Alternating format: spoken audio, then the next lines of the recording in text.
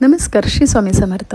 नेहमीच पॅरालिसिस सेंटरमध्ये नवीन मशीन्स घेऊन काही ना काही आमचे प्रयत्न चालू असतात की प्रत्येक व्यक्तीला, प्रत्येक इथे येणाऱ्या पेशंटला कसा रिलीफ मिळेल, त्याच्यामध्ये इम्प्रूव्हमेंट कशी होईल. तर त्यासाठी मी आज एक चेअर खरेदी केली होती. या चेअरचा उपयोग खूप चांगला आहे. म्हणजेच एक पॅडल, त्याच्यानंतर स्प्रिंग, अशा ह्या सगळ्या गोष्टी त्याच्यामध्ये समाविष्ट आहे. त्यामुळे स्ट्रेंथ, बॅलन्स, कंट्रोल एकाच वेळी डेव्हलप होतो. आणि ज्या व्यक्तीला पॅरालिसिस झाला आहे त्याच हाताने ही मूवमेंट जर केली तर त्या हातामध्ये किंवा पायामध्ये नक्कीच ताकद लवकरच येईल.